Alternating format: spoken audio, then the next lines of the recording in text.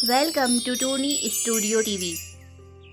दिवाली की सफाई। टोनी चिड़िया और कांचा कौवा दोनों स्कूल से घर आ रहे थे। टोनी तो आज बहुत खुश थी क्योंकि आज उनके एग्जाम जो खत्म हो गई थी और दिवाली की छुट्टियां भी शुरू हो गई थी। लेकिन कांचा कौवा कुछ उदास लग रहा था। क्या हुआ भाई, तुम इतनी उदास क्यों लग रही हो? मैं उदास इसलिए हूँ क्योंकि आज से हमारी छुट्टियाँ शुरू हो गई है ना। तो इसमें उदास होने की क्या बात है? ये तो बहुत खुशी की बात है। हम दिवाली की छुट्टियों में खूब मौज मस्ती करेंगे, बहुत धूमधाम से दिवाली मनाएंगे, पटाखे फोड़ेंगे और तरह तरह की मिठाइयाँ खाएंगे। तुम्हारी ये सब बात तो सही है, लेकिन तुम वो नहीं समझ रही ना जो मैं तुम्हें समझाना चाहता हूँ। क्या? अरे पागल, दिवाली से पहले दिवाली की सफाई भी तो करनी पड़ती है ना, जो मुझे बिल्कुल पसंद नहीं है। क्या तुम्हें याद नहीं, पिछले साल दादी ने हमें सफाई की अहमियत समझाई थी। हाँ याद है मुझे, चलो अब घर चलते हैं। दोनों घर की तरफ चल पड़ते हैं। अक्सर दिवाली पर 3 काम होते हैं। पहला, दिवाली की छुट्टियाँ। दूसरा, दिवाली के त्योहार पर कहीं घूमने जाना और त्योहार को बहुत अच्छे से मनाना, मिठाई खाना, पटाखे जलाना। और इन सबसे पहले तीसरा काम, जो कांचा कौवे की तरह कुछ बच्चों को बिल्कुल पसंद नहीं होता, और वह है दिवाली से पहले पूरे घर की सफाई करना। दोनों भाई बहन घर पहुँचते हैं तो देखते हैं कि मम्मी पापा ने पूरे घर को बिखेर रखा था। एक भी सामान अपनी जगह पर नहीं था। मम्मी पापा हाथ में झाड़ू पोछा लिए घर की सफाई में लगे हुए थे। मम्मी पापा, आप ये क्या कर रहे हैं? पूरे घर की ऐसी हालत किसने की?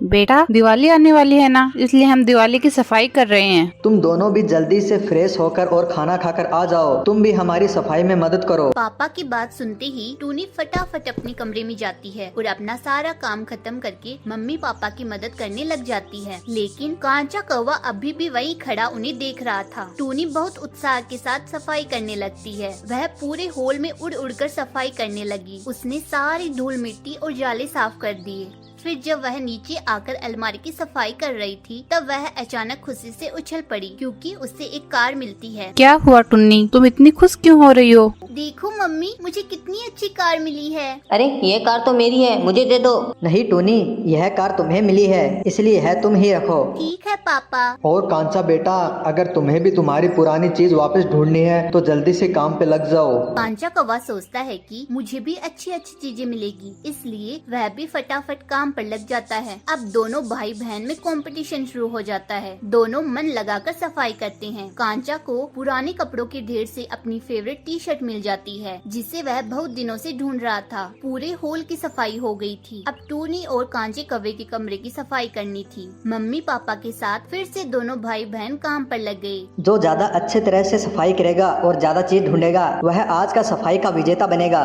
टूनी, क्या तुम्हें वह हमारी फेवरेट लक्की बॉल याद है जिसे खेलने पर हम हमेशा जीतते थे? हाँ सच में, वह बॉल हमारे लिए बहुत लकी थी, लेकिन अब वह हमसे खो गई। तो चलो हम उसे मिलकर ढूंढते हैं, क्या पता वह हमें मिल जाए। दोनों उसे ढूंढने में लग जाते हैं। मम्मी उनके आगे बहुत सा कबाड़ का सामान लाकर रखती है और बोलती है, बच्चों देख लो, इसमें कोई तुम्हारे काम की चीज है क्या? मैं कल यह सारा सामान कबाड़ वाले को दे दूंगी। टूनी और कांचा कौवा दोनों उस सामान पर टूट पड़ते हैं कि क्या पता उन्हें उनकी लक्की बॉल मिल जाए। लेकिन सारा सामान छान मारने के बाद भी उन्हें बॉल नहीं मिलती। कांचा कौवा बहुत उदास हो जाता है और बोलता है, इतनी मेहनत के बाद भी बॉल नहीं मिली, मुझे नहीं करनी अब सफाई, मैं तो बहुत थक गया हूँ। और वह कमरे से निकलकर हॉल में चला जाता है। लेकिन टूनी लगातार अपने मम्मी पापा के साथ काम करती रहती है और जब वह झाड़ू लगा रही थी तब अचानक उनके सामने वह बॉल आ जाती है। वह चिल्लाने लगती है, ये देखो मुझे बॉल मिल गई, बॉल मिल गई। लाओ यह मुझे दे दो, इसे ढूंढने में मैंने भी तो मेहनत की थी। नहीं बेटा, यह टुन्नी को मिली है। उसने अपना काम पूरी मेहनत और लगन से किया, इसलिए यह उसका इनाम है। और तुम तो थक कर चले गए थे ना। हाँ, और आज की सफाई की विजेता टूनी ही है। कांचा कौवा समझ गया था कि निरंतर मेहनत करने वालों को ही सफलता मिलती है। सॉरी मम्मी पापा, मैं आज के बाद काम से कभी जी नहीं चुराऊंगा और निरंतर मेहनत करता रहूंगा जब तक कि सफलता ना मिल जाए। और फिर वह भी सबके साथ मिलकर सफाई करने लग जाता है।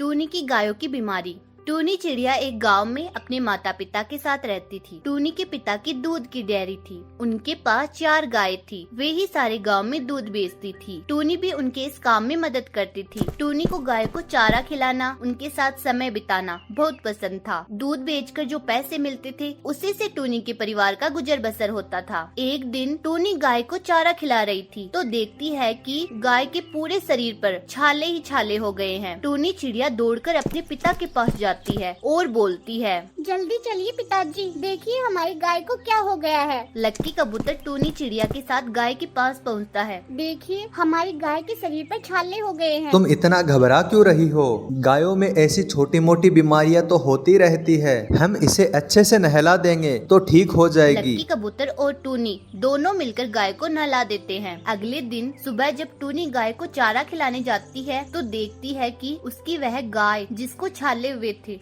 बहुत सुस्त लग रही है और कुछ खा पी भी नहीं रही है। टूनी जब उसे पास जाकर देखती है तो पता चलता है कि उसे बहुत तेज बुखार भी है। टूनी लक्की कबूतर के पास जाकर सारी बात बताती है और बोलती है, गाय की तबीयत बहुत ज्यादा खराब है, हमें डॉक्टर को बुलाना चाहिए। लक्की कबूतर जल्दी से फोन करके डॉक्टर को बुला लेता है। डॉक्टर आकर गाय को अच्छी तरह देखता है और उसकी जांच करके बताता है कि गाय को लंपी की बीमारी हो गई है। अब आपको इस गाय की बहुत अच्छी तरह देखभाल करनी होगी, वरना इस गाय की जान भी जा सकती है। हमें क्या करना चाहिए? आप नीम के पत्तों को उबालकर उसके पानी से गाय को नहला सकते हैं। गाय को अच्छा और पौष्टिक चारा खिलाइए और हाँ, इसके साथ साथ मैं जो दवाइयाँ लिख कर दे रही हूँ वो भी टाइम पर दीजिए। टूनी और लक्की कबूतर दोनों डॉक्टर की बातें बहुत ध्यान से सुन रहे थे। डॉक्टर साहब, अगर हम इस गाय का दूध पीते हैं तो हमें कोई नुकसान तो नहीं होगा? नहीं, कोई नुकसान नहीं होगा। टूनी गाय की बहुत अच्छे से देखभाल करती है, लेकिन फिर भी एक एक करके सभी गायों को लंपी बीमारी हो जाती है। लेकिन फिर सभी गाय दूध दे रही थी। जैसा कि डॉक्टर ने कहा था कि दूध पीने से कोई नुकसान नहीं होगा, इसलिए लक्की कबूतर बीमार गायों का दूध निकालकर गांव में बेचता था। एक दिन कांचा कौवा टूनी की डेयरी के पास से गुजर रहा था। तभी उसकी नजर गायों पर पड़ती है जो कि लंपी से ग्रसित थी। कांचा कौवा टूनी के पास जाता है और बोलता है, कहाँ है तुम्हारे पापा? बुलाओ उन्हें। जी वो तो गांव में दूध देने गए हैं। कांचा कौवा हैरत से, क्या इन्हीं गायों का दूध? हाँ, तुम लोग पागल हो गए हो क्या, जो इन गायों का दूध पिलाकर हमें मारना चाहते हो? लेकिन डॉक्टर ने कहा है। कांचा कौवा टूनी की बात बीच में ही काटते हुए, चुप रहो, मुझे कुछ नहीं सुनना। यह कहकर कांचा कौवा वहाँ से चला जाता है और गांव में जाकर सभी को बता देता है कि लक्की कबूतर हमें बीमार गायों का दूध बेचता है, जिससे हमारी जान भी जा सकती है। सभी पक्षी कांचे कौवे की बातों को सच मान लेते हैं और जब लक्की कबूतर दूध देने आता है तो कोई भी उससे दूध नहीं लेता और उसे सभी बहुत बुरा भला सुनाते हैं। लक्की कबूतर उदास होकर घर लौट आता है और दूसरी तरफ गायों की हालत दिन ब दिन बद से बदतर होती जा रही थी। टूनी चिड़िया ने उनकी देखभाल में दिन रात एक कर रखा था। एक सुबह टूनी जब गायों को नहलाने और चारा डालने जाती है तो देखती है कि एक गाय मर चुकी है और उसके पास ही खड़ी एक गाय और इस तरह तड़प रही थी कि मानो उसकी अभी जान निकल ही जाएगी। टूनी फूट फूट कर रोने लगती है। तब तक लक्की कबूतर भी वहाँ आ जाता है। लक्की कबूतर डॉक्टर को फोन करके जल्दी आने के लिए बोलता है, लेकिन जब तक डॉक्टर पहुँचता है तब तक दूसरी गाय भी अपने प्राण त्याग चुकी थी। इस तरह एक साथ 2 गायों की मौत से टूनी का पूरा परिवार सदमे में था। डॉक्टर कुछ और दवाइयाँ देकर जाता है था, इसलिए उनकी कमाई का जरिया भी बंद हो चुका था। अब लक्की कबूतर और टूनी चिड़िया दोनों गायों की देखभाल में अपना पूरा जी जान लगा देते हैं। देखते ही देखते दोनों गाय बिल्कुल स्वस्थ हो जाती हैं। लक्की कबूतर और टूनी इस बात से बहुत खुश होते हैं कि उनकी मेहनत रंग लाई और उनका दूध का व्यापार भी वापस चल पड़ा। आजकल हम देख रहे हैं कि हमारे आसपास गायों में लंपी की बीमारी बहुत फैल रही है, जिसकी वजह से भारी संख्या में गायों की मौत हो रही है। इस विपदा के समय हमें गायों की मदद करनी चाहिए, उनका सही समय पर सही इलाज करना चाहिए, कुछ घरेलू नुस्खे आजमाने चाहिए, इनके लिए चारे की व्यवस्था भी करनी चाहिए। तो बताइए आज की स्टोरी कैसी लगी? स्टोरी अच्छी लगी हो तो वीडियो को लाइक करें, शेयर करें और हमारे चैनल को जरूर सब्सक्राइब करें। Thanks for watching.